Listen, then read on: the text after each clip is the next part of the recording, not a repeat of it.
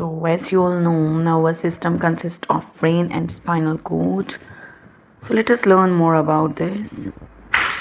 Talking about neuron, it's a basic structure and functional unit of nervous system. And the nerve cell or neuron consists of three main parts: cyton, axon, and dendrites. Nerve cells are joined end to end to form long nerve fibers. A number of nerve fibers, axon, are bundled together in a tubular sheath to form a nerve. Talking about types of nerves, they are of three kinds: sensory nerves. Sensory nerves, which bring impulses from the sense organ to the brain or the spinal cord. These nerves contain only sensory fibers, for example, optic nerve of the eye. Then the second type is motor nerves, which carry impulses from the brain or the spinal cord to the muscles or glands. These nerves contain only motor nerve fibers, for example, nerves to the muscles of the eyeball. Last part is the mixed nerves, which carry both sensory and motor fibers, for example, nerves which innervate the tongue. If we differentiate the nerve on the basis of their origin, then they are of two types: cranial nerves and spinal nerves. Cranial nerves arise from the brain and reach the organ in the head region. There are 12 pairs of cranial nerves in humans.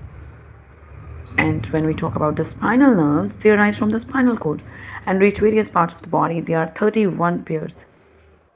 So, nervous system of humans are of two types: central nervous system and peripheral nervous system.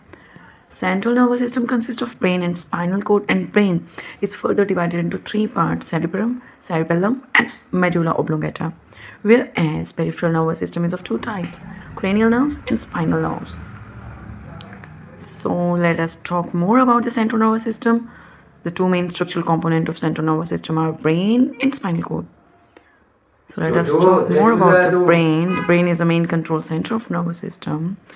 It is enclosed within the bony shell called cranium or skull. It consists of three main centers: cerebrum, cerebellum, and medulla oblongata. So, what is cerebrum? It is the uppermost and largest part of brain. Its surface has many grooves and ridges so that it can increase the surface area to accommodate numerous nerve cells. It's divided into two halves, right and left, called cerebral hemispheres, and these two hemispheres are connected by a nerve fiber called corpus callosum. What are the functions of cerebrum? So its main function is to control mental activities like thinking and reasoning. It is a center for intelligence and memory, and it is a center for perceiving pain, sound, touch, taste, and smell. And cranium is divided into two parts: neurocranium and viscerocranium. Neurocranium that houses the brain, and viscerocranium is that forms a face.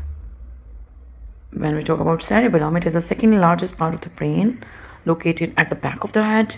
It has many furrows, but it doesn't have convolutions. It's also divided into two hemispheres called little brains. Its function is to maintain the balance of the body and to coordinate muscular activities of our body. Then comes to the medulla oblongata. It's located at the base of the skull where brain and spinal cord connects.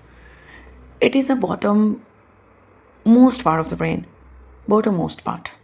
Its function is to control the vital activity of internal organs like heartbeat, breathing, blood pressure. So that's all for the brain. Now come to the spinal cord.